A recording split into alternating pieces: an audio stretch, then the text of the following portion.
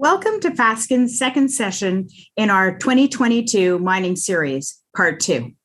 Today's session is the shift to electric vehicles and what it means for Canadian mining and our automotive sector. My name is Virginia Schweitzer, and I'm part of the Fasken Global Mining Group, a partner and co-managing partner of the Ottawa office. We will also be offering sessions on June 14th and 15th as well. Our session on June 14th will be hybrid, so if you wish to join us live in Toronto, in the Toronto office, you can do so. If you'd like to sign up for any of our sessions, please visit the Fasken Institute section of fasken.com. Please refer to the slide on your screen for some important information. Now I will turn it over to my colleague, Stephen Rosenhek, partner in the Toronto office and part of the litigation practice group. Stephen is the moderator for today's session and will introduce today's panel. Stephen, over to you. Thank you, Virginia. Good morning. Welcome, ladies and gentlemen. The race to electrification has the potential to radically transform society as we grapple with the control of climate change and the reduction of greenhouse gas emissions. This has made for a very exciting time in the transportation industry and the automotive sector in particular. It also has the potential to dramatically transform the mining sector as the government sets deadlines for a completely zero emission vehicle world and the creation of a battery supply market in Canada. This is something for which Canada is ideally suited given the vast store of minerals that are essential for the production of electric vehicles. Our panel of distinguished experts this morning will help us understand both the goals and the challenges associated with the shift to electric vehicles and what it means for the mining sector. I want to introduce our panelists briefly. Starting with David Adams, who's the president and CEO of Global Automakers of Canada. David has more than 30 years experience in the Canadian automotive industry. He brings a unique perspective to the industry, being the only individual to have served in executive roles in both of Canada's leading automotive industry associations. David has been at the forefront of the association's thought leadership on the disruption and evolution of both the automobile and automotive industry in Canada, including zero emission vehicles and their adoption, as well as the regulatory environment necessary to support the adoption of automated and connected vehicles. He's a regular columnist in Canadian Auto Dealer and past contributor to Canadian Auto World, both monthly trade magazines for the Canadian automotive industry. Danielle Breton is the president and CEO of Electric Mobility Canada. Electric Mobility Canada is one of the oldest associations dedicated to the electrification of transportation in the world.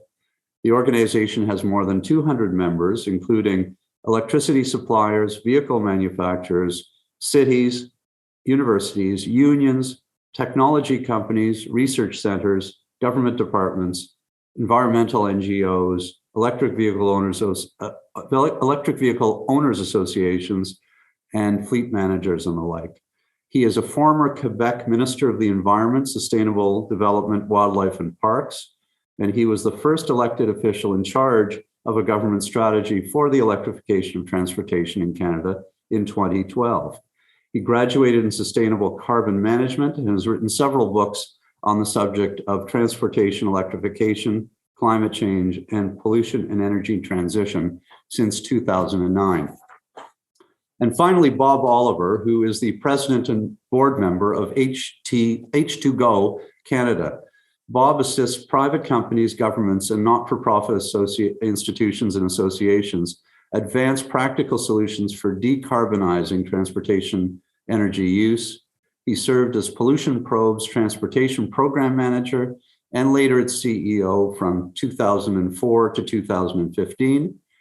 More recently, he spearheaded a series of hydrogen market development initiatives on behalf of H2Go Canada and is part of the leadership team at Change Energy Services, an engineering firm with expertise in hydrogen systems. So let's start with some discussion, gentlemen, about these targets. In July of 2021, the government announced mandatory target for all new light-duty cars and passenger truck sales to be zero emission by 2035. And in March of 2022, it announced accelerated targets, 20% of light vehicle duty cars to be zero emission vehicles by 2026, 60% to be zero emission vehicles by 2030, 35% of medium and heavy vehicles, heavy duty vehicle sales to be zero emission vehicles by 2030. So let's just start so that everyone understands what we're talking about. What is a zero emission vehicle and what does it not include? Daniel? Well, first of all, I would like to be a little more precise, because when you're talking about 20% of light duty cars, it's actually light duty vehicle sales. It's not all the cars in Canada. So we're talking sales. A zero emission vehicle, as defined by the government, is either a plug-in hybrid electric vehicle, battery electric vehicle, or a hydrogen vehicle. So these are the three categories that are included in a zero emission vehicle. But as we all know, there is no such thing as a real zero emission vehicle, even if it's a bicycle, a bus, or a car. Okay, so some had already said when the first announcement was made in 2021 that the target was too ambitious. These 2022 targets for accelerated adoption of zero emission vehicles were set in a period of rapid inflation that we haven't seen in decades, and in the midst of supply chain problems. Are these targets realistic? Are they achievable? Well, if you want me to start, I'll maybe just pivot off of what you indicated earlier on, Stephen. I think if we look back at the target setting process, the original target for 2030 was 30% zero emission vehicles. Again, this was an aspirational target, not a regulated target. And then the target for 100% zero emission vehicles was originally 2040. So really over the course of maybe the last year or so, we've had the targets increase twice. So by going from 30% by 2030 to 50% by 2030, which was announced at Glasgow last fall, to then in the emissions reduction plan increasing to 60% by 2030, with the interim target of 20% by 2026. So the targets, the difference now though is that the targets are going to be regulated. How that regulation is actually going to fall down remains to be seen at this point. Is it attainable? I think given the scenario that you outlined, I mean, we're finding right now that even though people were able to bank some money over the course of the pandemic by staying home, increasing their savings, not being able to travel, so on and so forth, those savings are being whittled away by inflation. And if you look at the price of new vehicles as well, they have not been exempt from inflationary pressure. And the average internal combustion engine vehicle in Canada now is selling for about $44,000. And the average zero emission vehicle in Canada is selling for about $66,000. And when you compare that with the average household income of Canadians, that's also about $66,000. So there's an affordability gap there for sure. Okay, we'll talk about that a little bit more. Bob, what's your take on these targets and whether they're realistic? It's a tough question. There's no easy answer. I'm confident that it's going to be very challenging. A lot of it has to do with how much of the regulation is forcing the product on the market and how much of the target is going to be realized because of market pull. It's not like there's a warehouse of EVs that are sitting around gathering dust and all we need is to, remove some barriers. There is a process during which time the market has to fundamentally transition from the current supply chains that bring us, combustion engine powered vehicles to electric vehicles. And, I guess the other, that in itself over a 10-year period is a staggering level of change. If we look historically at the way technologies have permeated the light duty vehicle market, many of which were driven by regulation. There's, the mandate for catalytic converters, followed by more sophisticated criteria, air contaminant and air pollutant emission standards.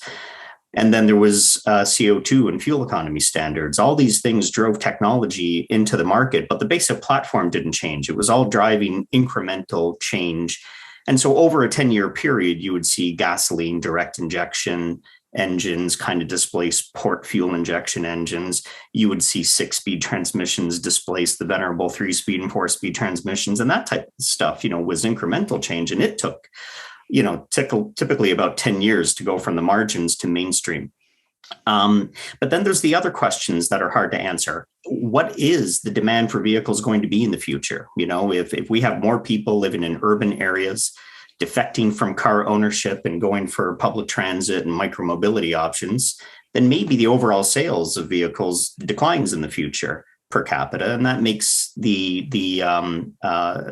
goal more attainable, because you're actually talking about a same percentage on a smaller reference case. And then finally, the other thing is just we're not working with revolutionary technology here either. I mean, we have battery technology, we have electric motor technology, we know how to build the dynamics of an automobile safely and all that. So this is really just about helping industry transition over its capacity. And that's going to take the amount of time it's going to take. It's going to require a lot of patience and tolerance and learning from the market, from consumers. All I can say is that to me, it's very ambitious. Realism, I weigh it against the realism of doing nothing, and that's not an option either. We do have to push for transformative change, given the pressure of climate change. So realism is relative. Factor here. So if these targets are not realistic, or they're questionable, what needs to happen to make them attainable or more close to being attainable? What needs to happen in the Canadian marketplace, in Canadian society, with the help of Canadian government or otherwise? What needs to happen? Well, Stephen, if I can answer, first of all, your first question. Sure. Is it attainable? Is it realistic? The answer is yes. And just to give you an example, between Q4 of 2021 and Q1 of 2022, went from 5.6% ZEV sales in Canada to 8.3% in one quarter. Price of gas has had a lot of influence on that. But the real issue is that how much supply did Canadian consumers have access to? And that's a very important question, because right now, whether you are in Quebec or in Manitoba or in Atlantic Canada, for most electric vehicle models, the waiting list goes from most models between 6 months to 2 years, because there's not enough supply. So that's a real issue. So the reason why the government is pushing for a ZEV mandate is to make sure that we have enough supply. Right now, most of the supply goes to countries which have more stringent regulation, so they get the vehicles first, we get them afterwards. So let's say that we were to have enough orders, enough supply of electric vehicles in Canada, the percentage of sales would have been even higher. Keep in mind that because between our last webinar and now, I was part of the Montreal Electric Vehicle Show at the Olympic Stadium, and I was talking to some dealers representing different manufacturers, and the level of orders that they were getting from consumers for EVs was ranging between 40 and 80%. So some dealers told me that in March and April, 80% of the orders that they got were for EVs, even though they had to wait. They knew that they had to wait 6 months, a year, 2 years, because people really want to make the switch, the transition to EVs. and they're fed up with paying $2 a gallon, a liter of gas. A gallon, my God, showing my age here. $2 a liter of gas. So that's the reason why regulation has to be put in place, and that will make it realistic. I know that most OEMs complain about regulation, but the reality is that once it's in place, they all comply, and we will get more supply, because right now it's a real issue. So you're of the view that if the supply is, if you build it, they will come. If there is a supply, if you bring it, they will. If you bring it to market, they will come. I mean, I was in Atlantic Canada about a month and a half ago, and I mean, dealers' lots are empty. I know that they will say, yeah, dealers' lots of entry of gas cars as well, but we know that the EVs are going first and foremost to the most stringently regulated markets. Let me just chime in here and say that maybe to people's surprise, I agree with Danielle that you're going to get EVs where you have stringent regulation, but his stringent regulation is different from my stringent regulation. Most countries where there's wide EV adoption have very stringent greenhouse gas emissions regulations, which by their very nature drive manufacturers to comply by offering zero emission vehicles as a compliance tool. Where you have the highest adoption, you don't have zero emission vehicle mandates, and zero emission vehicle mandates do not ensure supply. What they do ensure is that you're going to have a ratio of zero emission vehicle sales to internal combustion engine vehicle sales. But, you can think about that. We still don't know how the federal government plans on putting in place their zero emission vehicle mandate. But I think you get into a perverse situation where you have some manufacturers, for instance, having one dealership in, say, Northwest Territories or Yukon Territory. So you have a zero emission vehicle mandate potentially on one dealership, which if you think about what that's going to do, that's going to mean that dealer is going to be constrained in terms of what they sell, because they're going to have to sell a certain number of EVs. Dave, you know as well as I do that a federal ZEV mandate, it does not affect the dealers, it affects the manufacturers. And well, it affects the dealers if they're the only one there and the manufacturer's trying to sell vehicles in their particular territory. Well, I mean, if we're talking about territories, so Yukon and Northwest Territories and Nunavut and Nunavik, what I suggested to the federal government is that we have some flexibilities for remote and rural areas, so that, depending on the province and depending on the region, we can have some kind of flexibility. So that's a more specific discussion that Dave and I will have over the coming weeks and months. But I mean, I agree that some regions, for like the Northwest Territories, is going to be more complicated. But that means that us down here, like close to the U.S. border, we have to be more ambitious. It's as simple as that. Well, I think what it means too is that Quebec and BC will probably end up getting, again, depending on how the government puts in place their mandate. Theoretically, one of the reasons for doing this, we understand, is to ensure that Canadians, wherever they live, have access to electric vehicles. Well, if you say, well, okay, we're going to make sure that wherever you live in Canada, you're going to have potentially access to electric vehicles, that means that Quebec and BC, which are getting the lion's share of vehicles now, are going to get less vehicles, which is problematic if you're in BC, because the BC government has set a target of 90% zero emission vehicle sales by 2030. So that's not necessarily what this means. You know what, Stephen? It's going to be a very interesting conversation, because Dave and I are going to Norway this week, to the Mecca of electric vehicles. And I think we'll have some interesting conversations during our trip. Well, let's just talk about the demand, because both of you have mentioned different things. We've talked about the cost of vehicles, and Danielle, you've mentioned gasoline prices. So, is there sufficient demand if the cost exceeds the average household income due to various economic factors? And is the demand going to stay strong if gasoline prices fluctuate downward?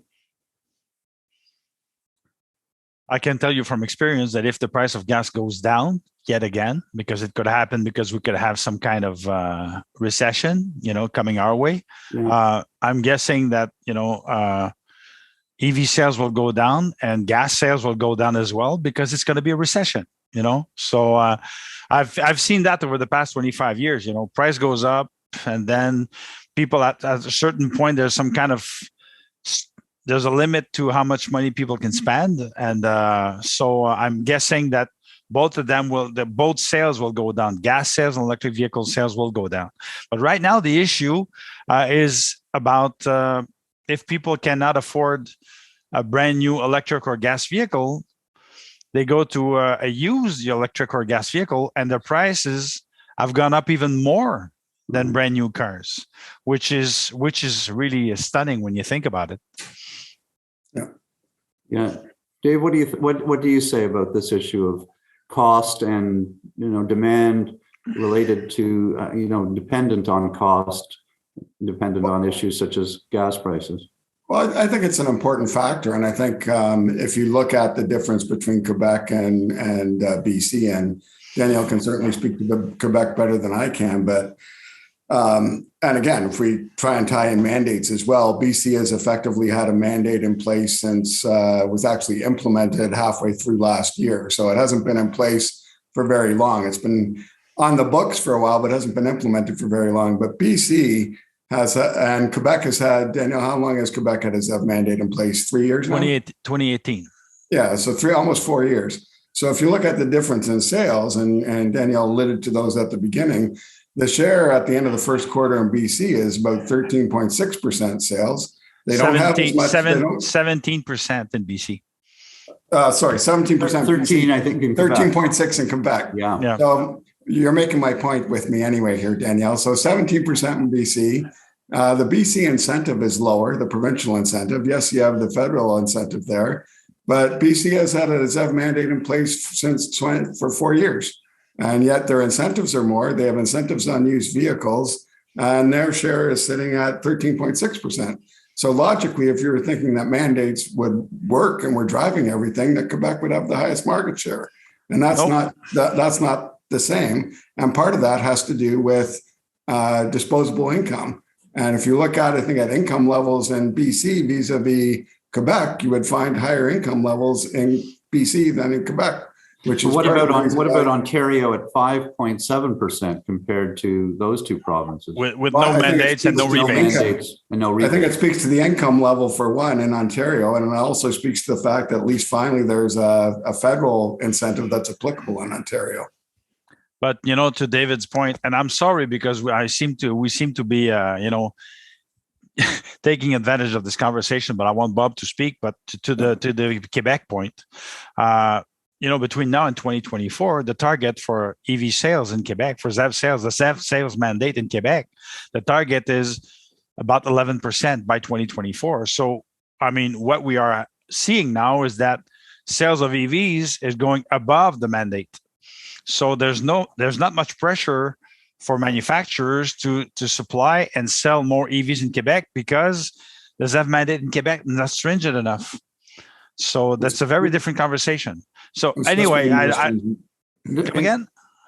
It was just made more stringent last week, so we don't need to worry about that. Because that's going to be for 2027, not before that.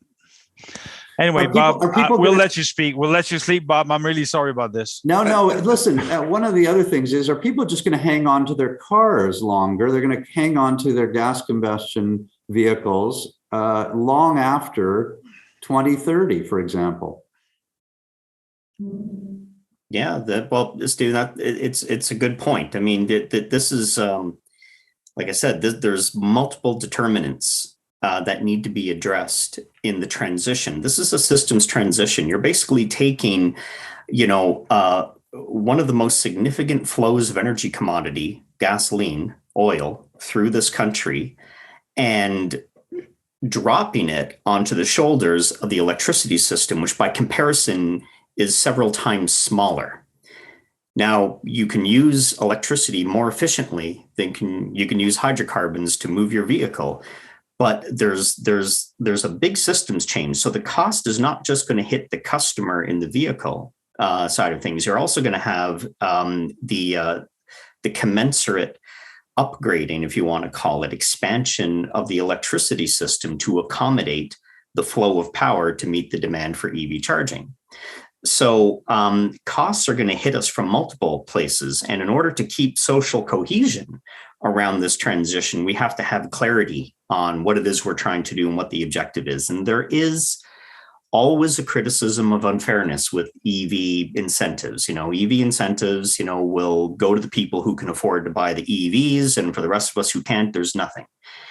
And, so in a way, I'd almost like to see an analysis done, by the federal government of this policy that looks at it from the opposite perspective. So if we achieve our ZEV target, how much battery capacity is deployed in Canada to achieve that target?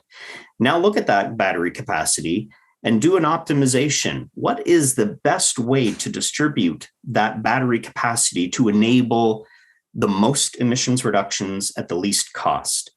And I'm sure there's several optimal solutions in that, but we may find that, I've been a resident of Toronto and just driving along the streets here, because I still have a car. I'm amazed in the last 15 years how much lithium-ion battery technology has enabled people to get out of their car and get onto scooters, get onto two-wheeled vehicles, get onto, micromobility devices, electric-powered skateboards. That's been a real revolution. And, when we think about what is the fairest way to take this subsidy for battery deployment and ensure that we get a fair distribution of impacts and an optimal reduction in GHG emissions, that may equate to a slightly different target on the light-duty vehicle side or the medium heavy-duty vehicle side than transportation as a whole. I'm not arguing against the ZEV mandate. I'm just saying that we're dealing with a complicated issue, and the ZEV mandate may be the simple core of the transition for communication purposes, but there's a very complex systems change that has to be carried forward to achieve that target. And there may be more than one way to skin this cat. Right. Just one of the things one of the things that's been alluded to is the effect of the pandemic on demand for vehicles as opposed to ride sharing, et cetera. Now, the pandemic is at this point over. It's an endemic. We're not clear exactly what's going to happen in the future. How does that play into demand? Because it sounds like we're talking in serious terms about what demand has to be in order to meet targets. We're talking about supply as well. How does that impact on demand? Where do you see that going in the future? Dave? Well, right now, and I think Daniel alluded to it earlier on, we're still seeing demand being very strong for all types of vehicles. The sales numbers certainly don't reflect that, but I think that's a factor of the chip shortages that we've experienced for the last couple of years, as well as other supply chain disruptions. That I think the chip shortage will probably be with us until next year, at least anyway. And certainly more demand for EVs as well. And I think the reality is that whether you're ordering an ICE vehicle or an EV, you're going to be waiting, not weeks, but probably months. And I think to a large extent, gone are the days where, whether it's an ICE vehicle or an EV, your dealership, has a lot of 100 vehicles, and you go down and pick the color you want, equip the way that you want, and pick it up the next day. I think what's happening in Canada and North America is more actually a transition to the way most of the rest of the world purchases vehicles, which is, they go online, they figure out their vehicle, they place an order, they know that it's going to take them 2 months to get the vehicle, and that's that. So in some ways, this pandemic, I think, has helped with the EV transition, because it's brought EV owners, or it's brought everybody to the realization that, it's going to take some time to build these vehicles and build out the whole capacity for these vehicles. We've got, some of the mining industry on the phone in terms of building out our mining, our battery infrastructure. We've had some great announcements in Canada over the last few months here, but also building out and transitioning some of our manufacturing facilities to be able to build EVs instead of ICE vehicles, or in some cases build completely new facilities. So I think the demand is still there. It's just a question of I guess in addition to cost being a factor, a barrier, we need to ensure that the infrastructure gets built out across Canada. And frankly, there needs to be more consumer education, which I know is another topic that Daniel and I think Bob and I, we all agree on, that consumer education is pivotal. Yep. And David, you mentioned something that's very important, which is government interest in ensuring that there's investment in government making their own investments in transformational activities, battery electric, conversion, battery electric production facilities and the like. Are those investments going to keep up, and are they going where they should? Well, maybe Daniel's in a better place to answer this than I am, but all I can say is that this is it's a highly competitive race right now to secure some of the, there's a limited window of opportunity here for Canada to secure it's if you want to call it battery or EV kind of infrastructure.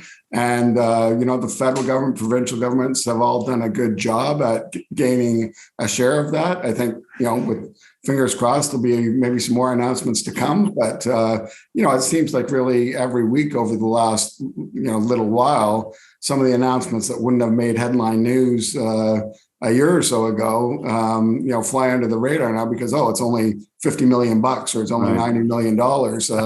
Reality is that, there's been about $15.3 billion invested in the automotive industry. A lot of that, the most significant investment by Stellantis, biggest investment ever in Canadian automotive history, the battery plant down in Windsor. So, we've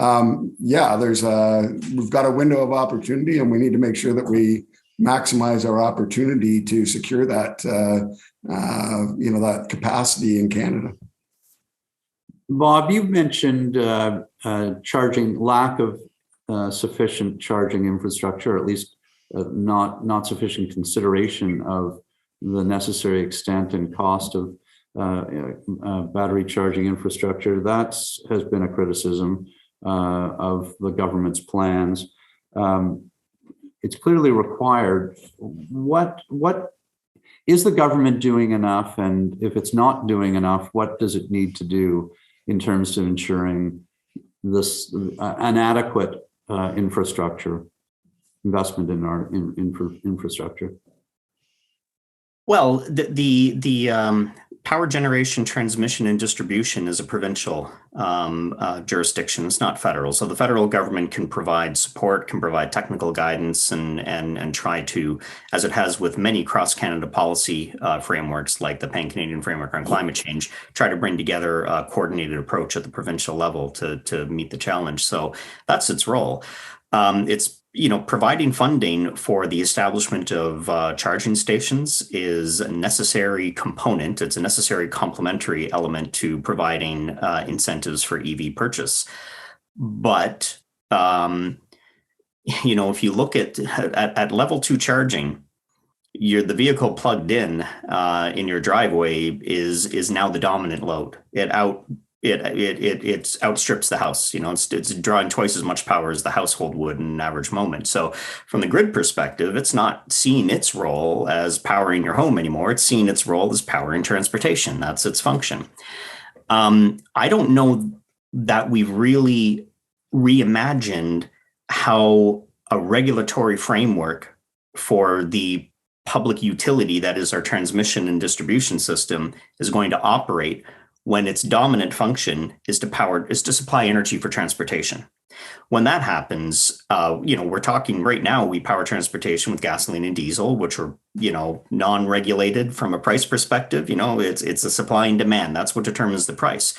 With electricity systems, we carefully govern the price of electricity as a necessary service for public health and welfare. So how do we squeeze transportation, which is a different demand profile, into that system?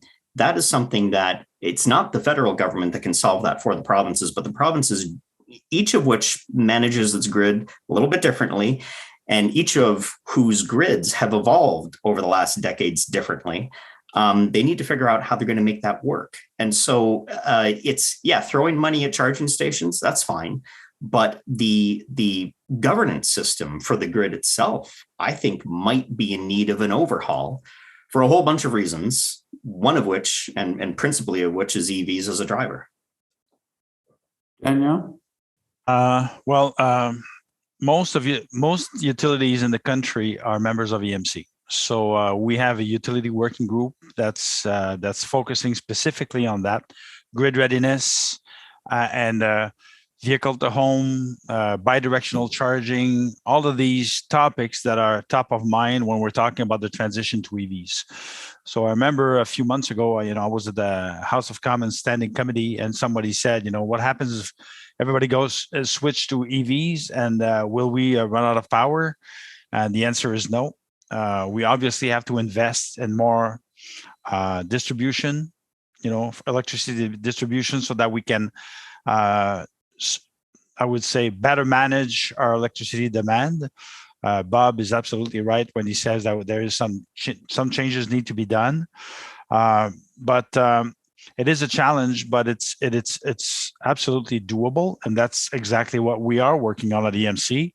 And in September, during our annual conference in Toronto, we will unveil, the results of the work that we've been doing, specifically on that, on grid readiness. So it is a challenge. We'll need to invest, but I remember a few months ago, I asked a question to the Ontario Energy Department. I said, do you know how much it's costing you every month to import oil to put into your gas and diesel vehicles? And they did not have the numbers. So I did some calculation with some of our colleagues, and it's costing Ontario $1.2 billion a month to import oil and gas. Not oil and gas, but I mean gas and diesel. But that was at $80 a barrel. So the $100 a barrel, it's even more. So yes, there is a lot of investment that will need to be done in the coming years.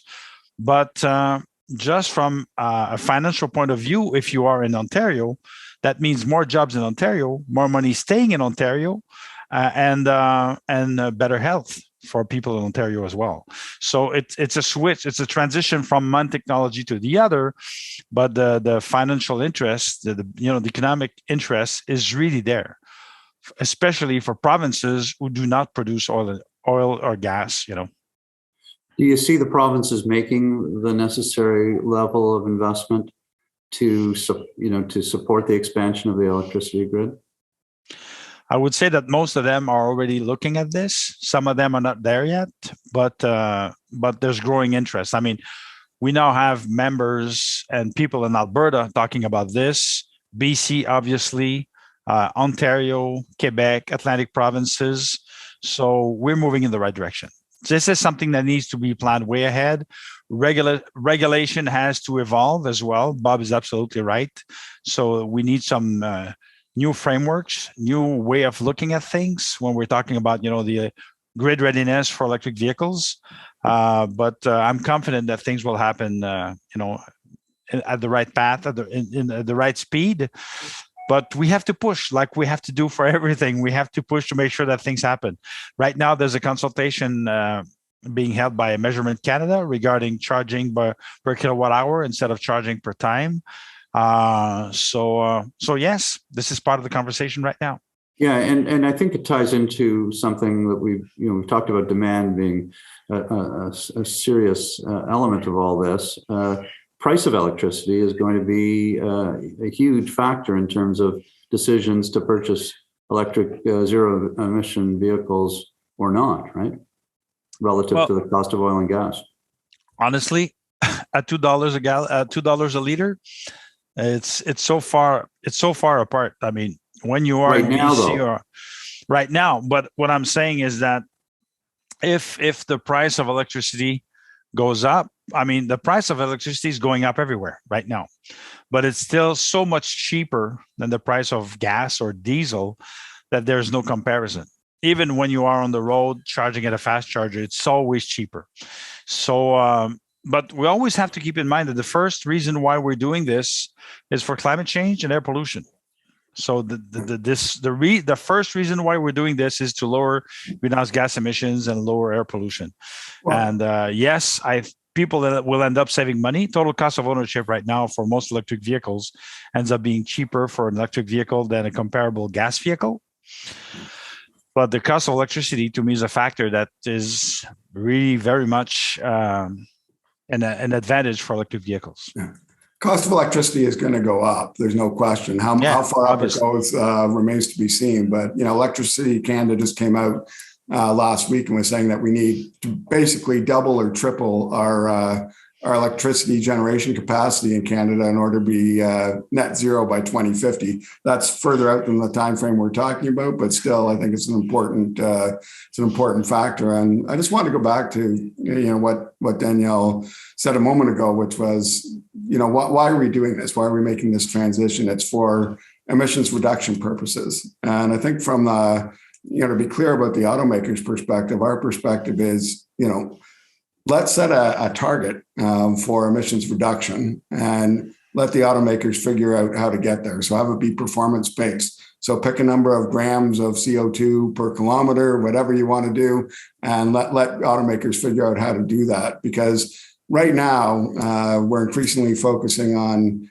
call it more than one technology, but it's really not. It's on electric vehicles. And let me sort of paint a picture for you. If you I go back to my mom. She used to like to make pies. Well, if we have my mom makes a pie, and that pie represents the entire fleet of vehicles on the road right now. And then you divide that pie up into 12 pieces. One of those pieces would be, so it's going to be a very narrow slice of the pie, would represent the number of vehicles that are put on the road, new vehicles put on the road in any given year. And then if you take that little narrow piece of the pie and you divide that up by, what's our penetration now in Canada? About 6%, Danielle, even if it's 8%.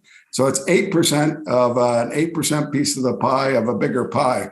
So we're not going to, in the near term, reduce our emissions by focusing solely on electric vehicles. And I think that's where, in our view, we've kind of dropped the ball a bit. And to a point Bob made earlier on, we need a raft of solutions employed here to reduce emissions from transportation.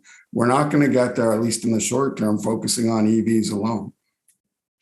But the issue, Dave, is that there's no silver bullet. We need a whole lot of solutions, whether it's for cars, for trucks, micromobility. I absolutely agree with Bob, is going to be part of the solution.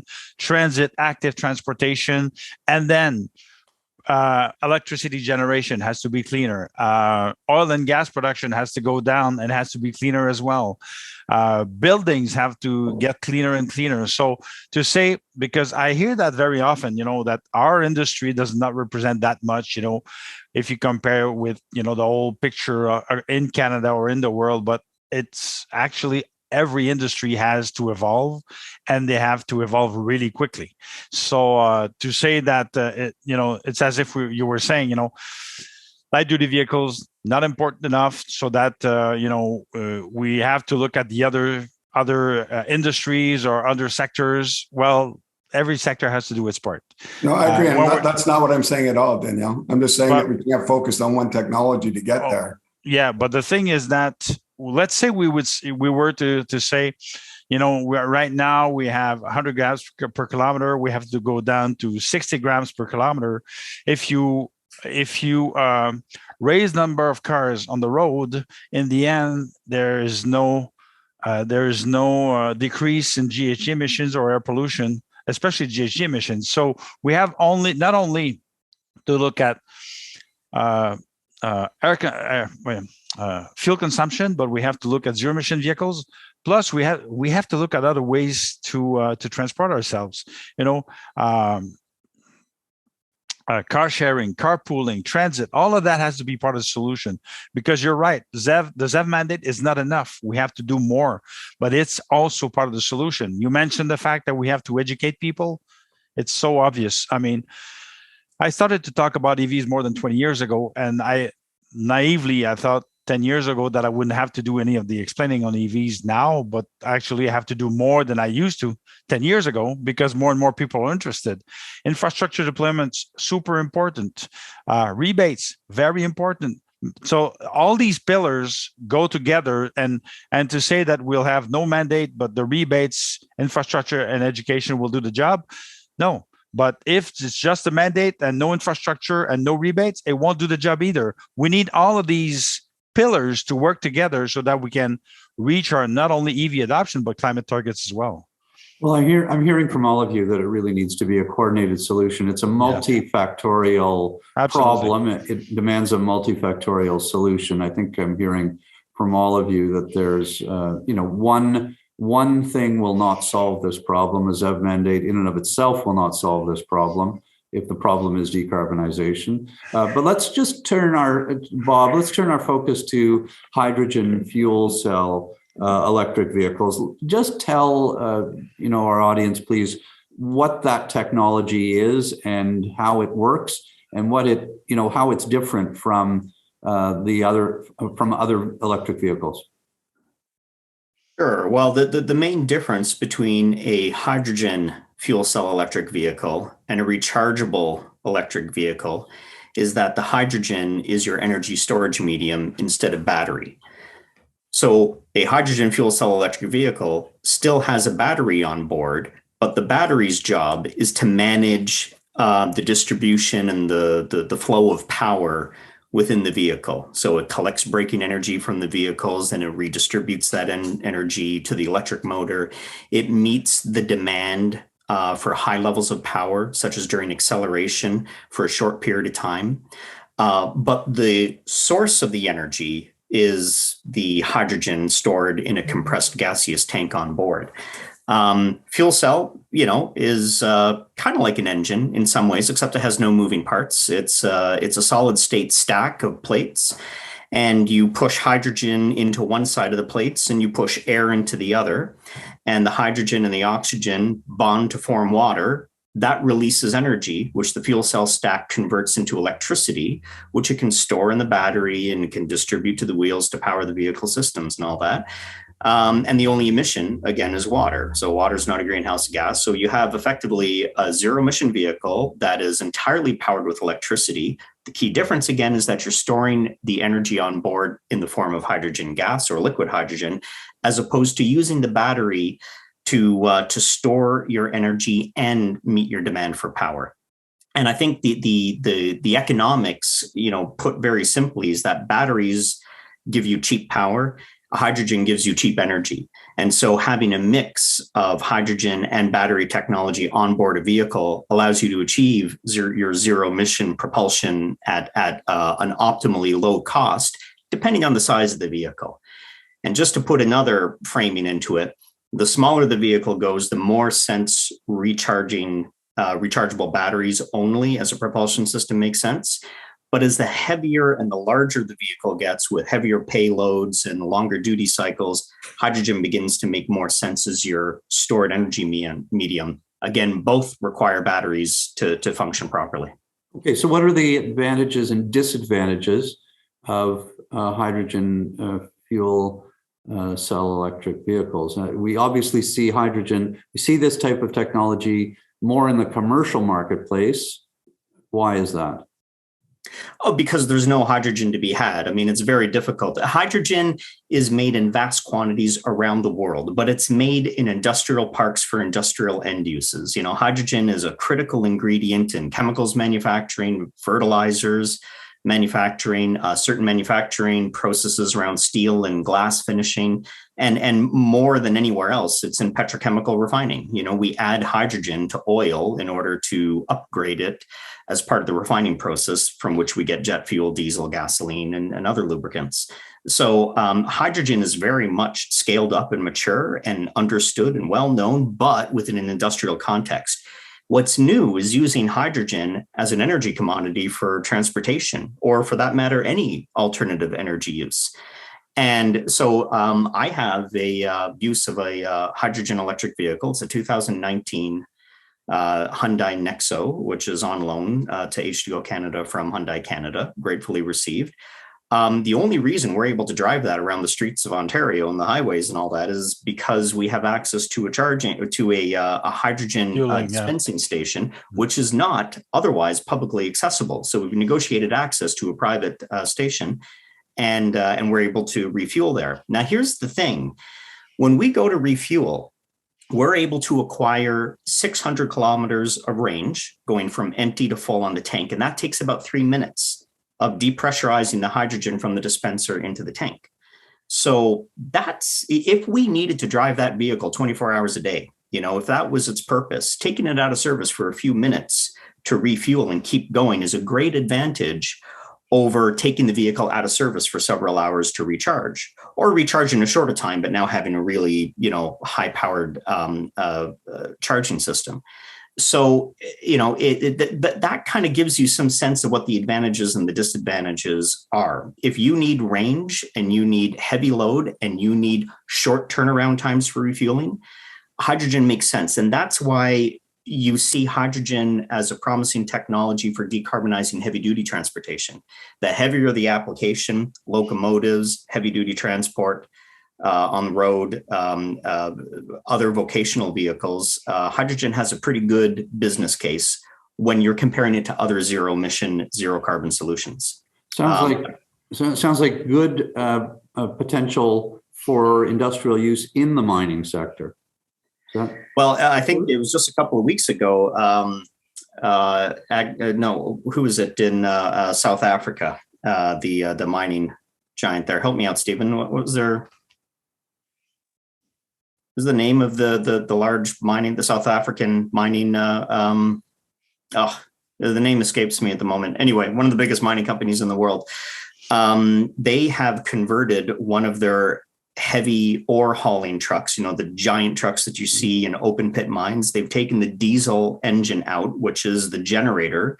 That's actually an electric truck. The generator powers an electricity generator, which provides electricity to the wheels to turn the vehicle, which is the same type of architecture as a freight locomotive would have. And what they've done is they've taken the diesel engine out, they've replaced it with a large, high-powered fuel cell power module system, and it's fueled with hydrogen, just to demonstrate the viability of the technology in that punishing environment. Well, and it's if I could also chime in on the mining aspect. I guess a week or so ago, I was privileged to be part of a conference that was held in Sudbury called BEVs in Depth. And it was really trying to knit together both the automotive sector and the mining sector, and the folks at the EV Society and the city of Sudbury really put on a fine conference in terms of helping people better understand the applications. And on display outside of Science North were some of the heavy pieces of mining equipment that had been electrified for a lot of the reasons, not hydrogen, but actually electrified, but for a lot of the reasons that, we're worried about electrifying transportation on our roads, getting rid of the carbon dioxide in the mines, using electricity. It's almost a microcosm of what we're trying to replicate in the world around us in terms of having all of the vehicles, knowing where they are, having them all knit together by, you're connected, and in some cases automated vehicles in the mine shafts as well. So it was really interesting just to see how the two sectors are coming together in that regard. Can we just turn now to the potential for the mining industry of all of this radical transformation that we've been talking about? Obviously, the battery electric components market is expected to grow exponentially. There has been, Canada is rich in various minerals that are essential for the production of electric vehicles. According to the Battery Metals Association, Canada has 4% of the world's lithium. The market for lithium-ion batteries is expected to reach $300 billion by 2030. Canada, according to Bloomberg, is in fourth place to have the necessary elements to building a lithium-ion supply chain. It sounds like there's a great opportunity here for the mining sector. Can you just help us, first of all, give us a snapshot of what the mineral requirements are for hybrid, for battery electric, for hydrogen electric fuel cell vehicles in terms of various essential minerals such as lithium, cobalt, and the like? Bob or Danielle, do you want to start? Yeah, well, I mean, the potential is obviously very interesting for Canada, and I'm very pleased to see that the federal government, the Ontario government, the Quebec government, but also Northwest Territories, Atlantic Canada, and the prairies are interested in, mining infrastructure, mining deployment, for these minerals. Last year, former Natural Resources Minister O'Regan, unveiled a list of 31 critical minerals that are needed for battery electric, hydrogen vehicles, infrastructure, motors, so that it shows that there's real potential. But not only that, I said, I think during our last webinar that the U.S. government has really finally understood, that there's a real economic and geopolitical impact to whether or not we do control the supply chain from mining to mobility when we want to make the transition, whether it's for battery electric vehicles or hydrogen vehicles, because right now a lot of the control is in China.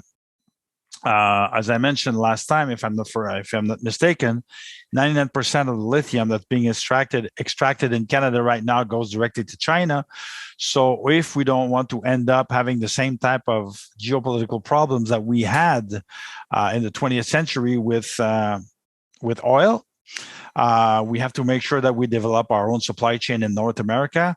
So I was happy about the fact that, the U.S. president, the Prime Minister Trudeau said we'll work together in developing battery supply chain, work on a critical mineral strategy, because what we're seeing right now with Russia and Ukraine really has an impact. So we have to become more independent or interdependent with our partners south of the border to develop our own industry. And we are strategically very well placed in Canada to work with the U.S. The U.S. didn't seem to understand that. The U.S. government didn't seem to understand that last year. I think that they are starting to see the importance of Canada and this whole strategic deployment of electric vehicles. Well, I would also add that. I'm sorry, Dave. Go ahead. I was going to say, I would also add that it's important, I think, as vehicle manufacturers move forward to have a supply that is mined, refined, whatever, in an environmentally sensitive way. That's going to become increasingly important in the world around us. I guess just going back to what Danielle said, I think, you used potential, Danielle used potential. I think the parliamentary secretary said last week, Canada has all the key ingredients. Well, yeah, we have all the key ingredients, but what we need is the recipe investment and how to execute it in the proper order. And we need to get somebody who's starting the baking real soon, because it takes, number of years to put a mine in place. And again, there's a window there that we need to exploit. And if we don't exploit that window, my fear is that we end up if we do anything, shipping raw products elsewhere, where that's not where the value added is. The value added is in refining and the processing. So I think we don't want to miss that opportunity, I guess, is all I'd like to say. Yeah. Well, and that has been some of the criticism that the government's been short on details and short on specific details about timing of these investments and coordination of these strategies. But Minister Champagne has been great at attracting investment in Canada. I think that compared to what we said just 2 years ago, I mean, things have really, the table has turned, and people from around the world are more and more interested in seeing, a ZEV supply chain and industry coming to Canada, whether it's for mining or assembly. So I think the timing is right, and people in Canada at the federal level are really starting to understand it. And you're right, David. The window of opportunity is not very long. It's happening now, so we are looking for announcements coming soon. But the mining industry. We have to be there to support the mining industry, and I will be there. I'm sure Dave and Bob will as well, because we know that strategically the timing is now. Bob, can you just help us on what sort of on the technical side, the scientific side, what are the various minerals that are required for these various technologies? And Well, when we're talking about lithium-ion batteries, lithium and cobalt, nickel are important. Nickel, cadmium, nickel and manganese are two critical. The big winner right across the board is, I would say, graphite, copper, and aluminum. So not so, perhaps towards the lower end of the precious metal spectrum. But big winners, going right across. I think aluminum use and copper use are going to have to go up exponentially to meet all the anode requirements. Zinc, those are the metals that come to mind. But one thing I would point out, just to link it back to hydrogen, is that every car today comes with a catalytic converter, and the catalytic converter has platinum group metals in it, which help to reduce the smog-forming pollutants before they emit out the tailpipe. So that's your emissions control system. As we go to non-combustion engine-based vehicles, we don't have that problem, and so there's not going to be, you would logically forecast dwindling demand for platinum group metals. However,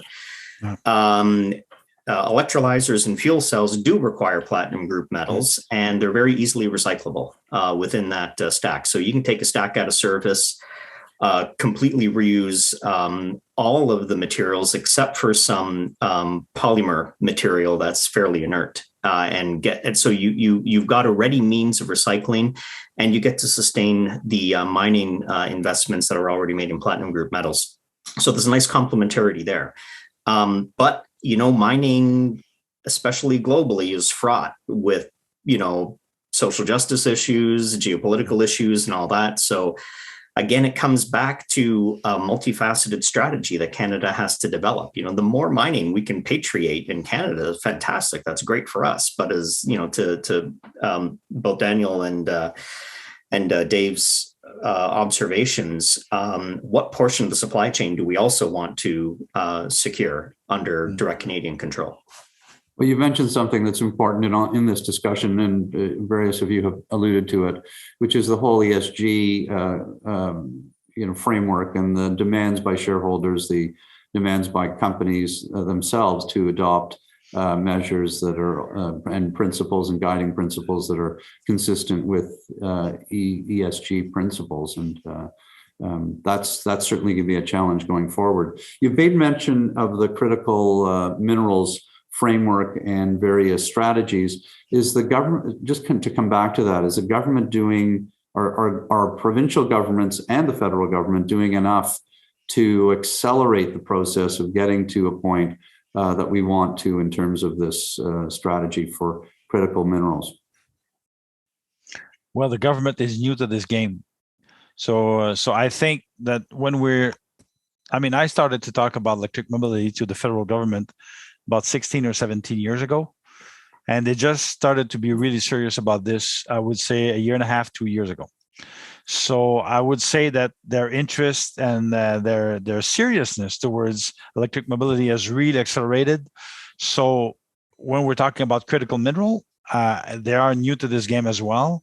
But I'm confident that they're taking this seriously enough for all the reasons that we mentioned, environmental and social, also national security issues is part of the equation. And I think that I'm confident that the federal government is taking this seriously enough. But we have to push. We have to keep pushing. If Canada can't get the mining element of this transition figured out, no one can. Exactly. That's Canada is world renowned in the extractive industries. Technology innovation, not so much. It's a very dodgy, and manufacturing as well. We competing on assembly is one thing. And that's something we should absolutely strive for. That's what the Autopack gave us was it anchored vehicle assembly in Canada. But there's a whole part of the supply chain that precedes that Canada has not necessarily done so well in, and not just in automotive, but right across all of the manufactured consumer goods sector. So we had better get the extractive side of this. At least we got to get that part figured out. But we should strive for more than that. Yeah, I was just going to add that I think, while we may be well endowed with resources, access to those resources is not, in a lot of cases, readily available. So, we're talking about building a road that's been promised by various governments for a number of years to the Ring of Fire, for instance, to be able to get the minerals out. And we're talking about, okay, well, we want to be environmentally responsible in terms of how we start these processes. So we're going to need a process to fast track environmental assessments, but do them in a proper way. I think there's also the other element of our Indigenous communities and engaging them in the process as well, which is not necessarily a short-term process in terms of another sort of layer of negotiation that needs to be undertaken. So, as I said earlier, we have all the ingredients, but we need to get a recipe pulled together and follow the recipe and do that fairly quickly. Well, that's the challenge. You're talking about the window closing, but the need to be responsible about how you go about the process, and that does take time, taking into account some of the things you've mentioned. At one point where I would disagree, because when we're talking about vehicle assembly, battery manufacturing, I think that the window is closing. You're absolutely right, Dave. When we're talking about critical minerals, I don't think that the window is closing, meaning that we'll need more and more minerals, critical minerals, between now and 2025, 2030, 2035, 2040. So it doesn't mean that we have to rest on our laurels. It means that we have to accelerate to get the minerals out of the earth. But I think that the time span is very different when we're talking about mining than when we're talking about assembly. And what about sorry, Dave, did you want to say something? No. Okay. Stephen. Sorry, Bob? If I may interrupt, I just want to pick up on something Dave said, and Daniel as well. David put the point on First Nations and Indigenous dimension to critical minerals strategy, and I just wanted to say that Daniel's right. The minerals are here. That's luck of geography. They are not in the urban areas. They are the extra urban areas throughout Canada. And I think that's a perfect opportunity to significantly advance in a practical way Indigenous reconciliation, those precepts, principles, and really use this as an opportunity to have Indigenous-led I guess you call it industrial enterprise. Yeah, and it's a gift that we need to seize while it's available, I think. Good point. What about we've talked a little bit about integration of US and Canada in the battery metals supply chain, being a critical part of an overall North American strategy for critical minerals. Are we doing enough? Is this being done quickly enough?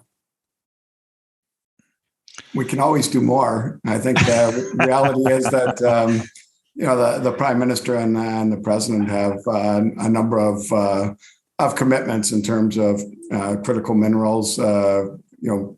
Critical mineral strategies, working on the automotive sector, developing the automotive sector as well, battery strategies.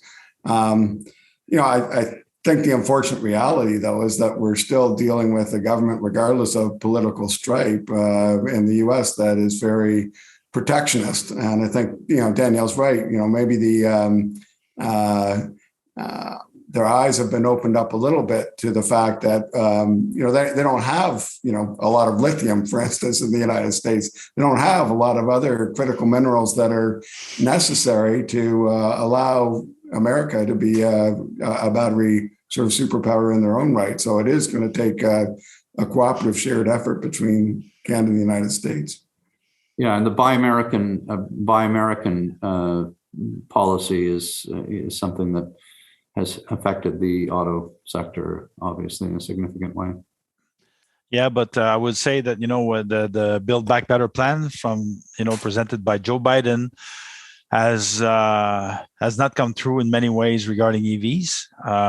But I was talking to an MP actually 2 days ago about a discussion that have been happening in Washington regarding battery manufacturing, collaboration on research and development, commercialization industry. And it seems that they are starting to see what's happening, that Canada is not the enemy here.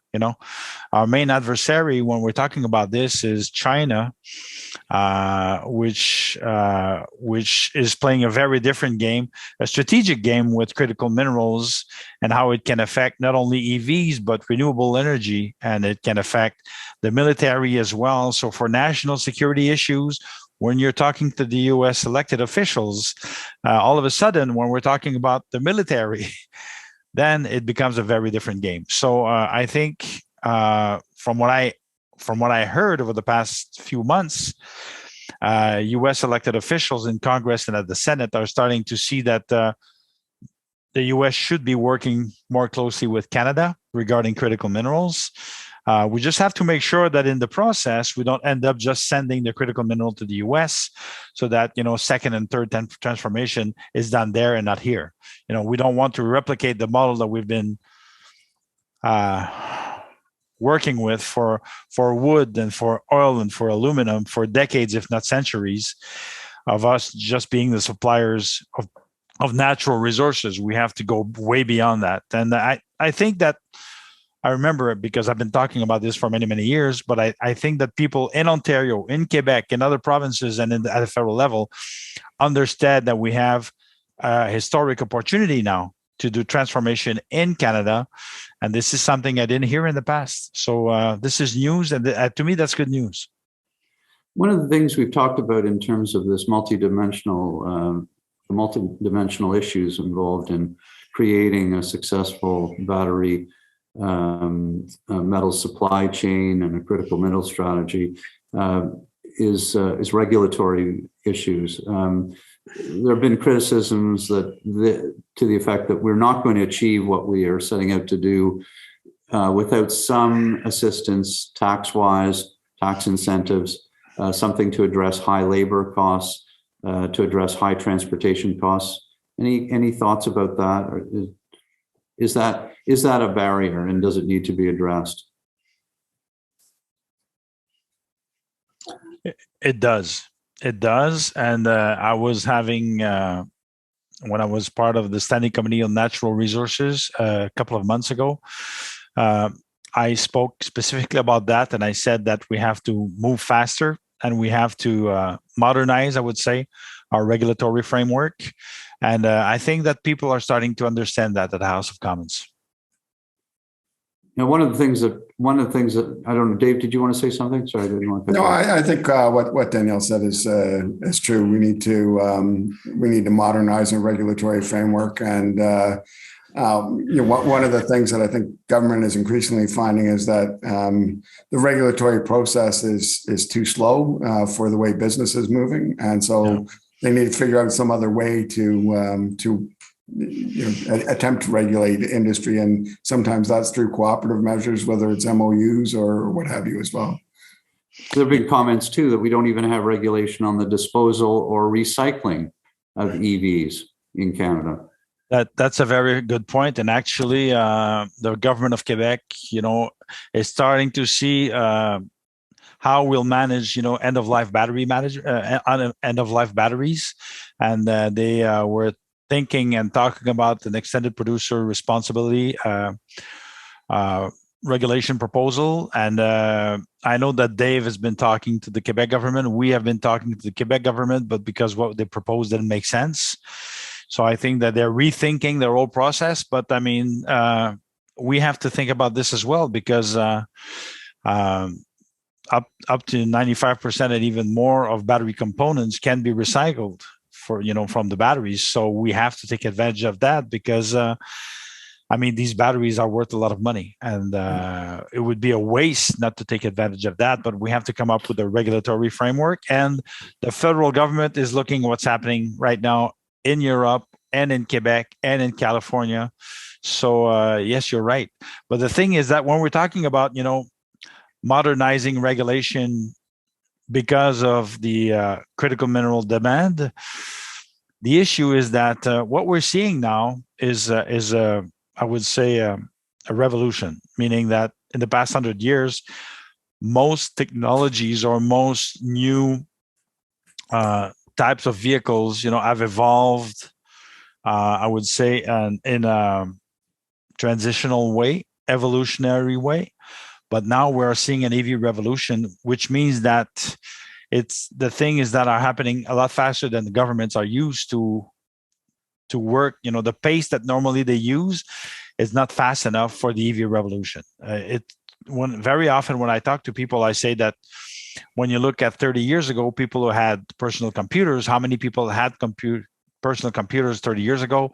Not many. Now everybody has one. 20 years ago, how many people did have internet? Not many people. Now most people have internet. 10 years ago, how many people did have a smartphone? Well, so these technological disruption make for government to have to be able to adapt and go a lot faster than they're used to. And the EV revolution is one thing that is pushing behind the back of elected officials. So that's why we have to go faster on this particular topic for critical minerals. Yeah, and Bob, I just want to come back to you on the hydrogen fuel cell electric vehicle point. What do you see as the future for that technology in Canada, and where do you see it fitting in to the overall government strategy? And I think it's going to play a bigger role than most people would think. We've been through a boom and a bust, a hype cycle on hydrogen in the past, and so based on that experience, my view originally was guarded on hydrogen. But as I became more aware of the status of the technology and seen it in action, I see huge opportunities. So, in industrial processes, there's ways to use hydrogen synthesized from low carbon energy sources, green hydrogen as we call it. We can use that to decarbonize some major cornerstone industries in this country, like steel, like cement production, and chemicals manufacturing. But beyond that, as it relates to transportation, I see where light duty vehicles are in intensive use. So let's say a limo company has a fleet of light duty vehicles that are running around the clock. For them, a short turnaround fueling time is really important. That's where fuel cells, I think, would have good value and good application. So that's a light duty vehicle application. That's going to be niche. That's not going to be broadly. I think plug-in rechargeable batteries are going to be the mainstay for light duty vehicles. As you get into the heavy duty side, long haul, vocational vehicles, where the loads are intense, the turnaround time for refueling has to be quick, where you just have to carry a large amount of energy on board, but not at a weight penalty. That's where hydrogen is going to make a lot of sense. The problem right now is if you make hydrogen using electricity in Ontario, which is relatively low carbon, at the end of the distribution chain, you've got all of the costs that have been accumulated in the electricity system now have to be borne by the hydrogen. So the hydrogen energy you produce from the electricity is necessarily more expensive than the electricity used to make it. So that's not so good. That puts its cost out of the range of attractiveness, unless you got a real niche application. What we would advocate doing at H2Go Canada is looking for strategic points to tie into the transmission system, because the high voltage transmission system that brings power from remote generating sites to the centers of demand or urban areas comes right up to the urban area. And that's where you pick up your electrons. That's where they're cheapest. That's where you want to convert them into hydrogen. And then you got a short distance to get your hydrogen to market.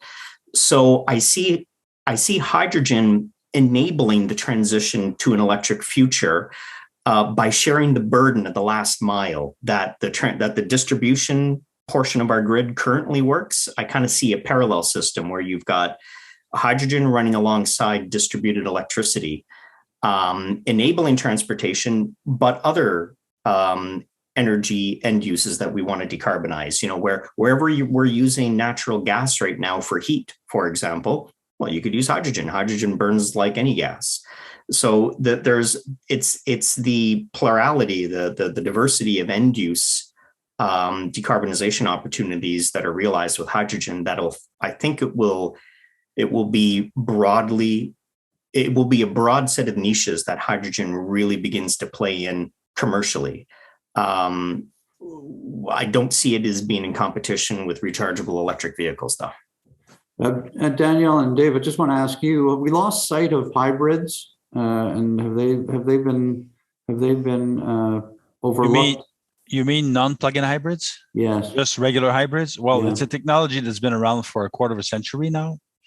And I could confide to you that my mother drives a hybrid, my sister drives a hybrid, and my father-in-law drives a hybrid. So they are good, reliable cars. Most of them are Toyotas, actually. They have like 90% of the market.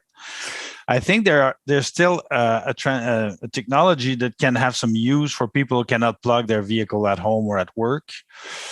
But as the infrastructure, the charging infrastructure develops, I think they will slowly be less and less interesting for most markets. But for now, there are still some interest. Yeah, let me just add, I think Daniel's right. The technology's been around for a quarter of a century.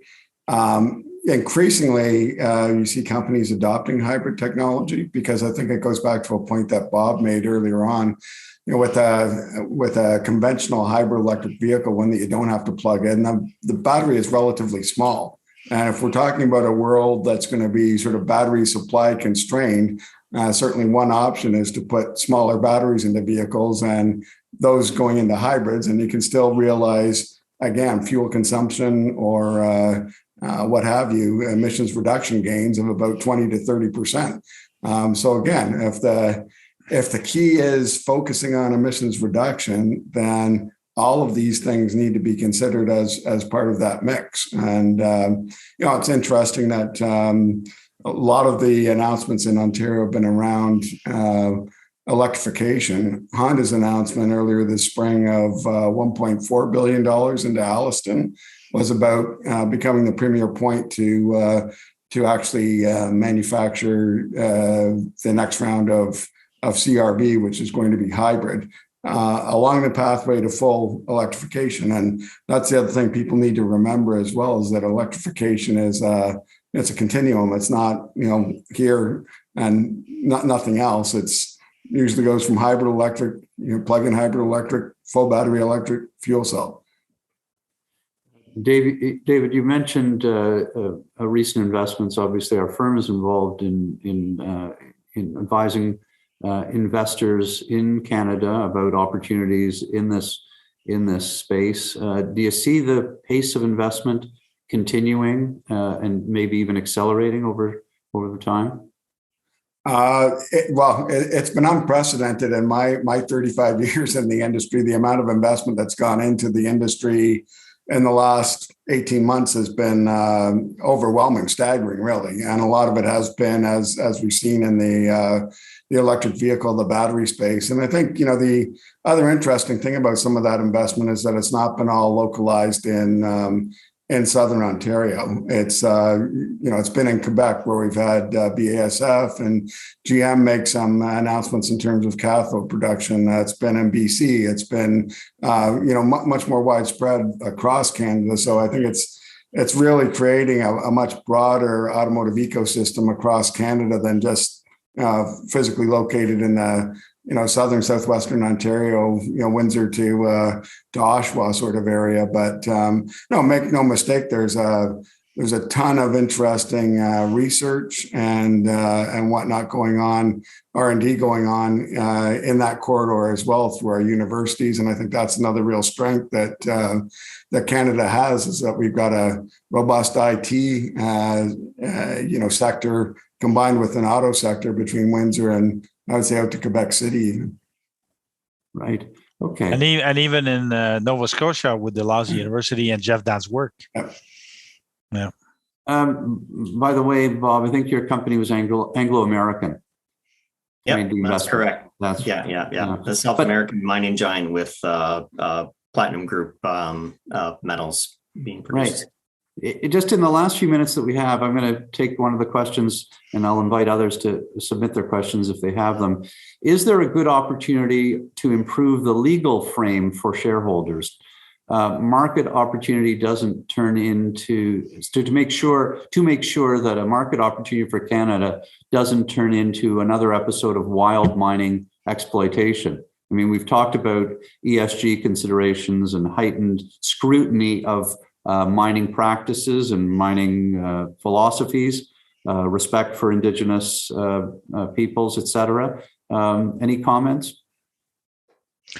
I think that there's a great opportunity there for a regulatory framework and good legal advice, because as a former environment minister, I can tell you that I have had to deal with some mining companies that were very responsible, very professional, good corporate citizens, and others not so much. So I think that we have to look at this very closely, because as Bob mentioned, this opportunity for First Nations is a very important opportunity for reconciliation, but we have to do it the right way. Good. All right. Well, I want to close by thanking our speakers today, our panelists today. I'm sure you'll agree they've done a terrific job in terms of shedding light on a very important topic and doing it justice in terms of helping us understand both the great opportunities, but as well the challenges associated with the transformation of our technology towards electric vehicles. I want to thank them for their insights. Obviously, they have demonstrated their knowledge of the subject and their ability to understand both the technical elements of it as well as the political and geopolitical issues involved. So thank you to David, to Danielle, and to Bob for a very interesting session. Thank you for your insights. And with that, this session will come to a close.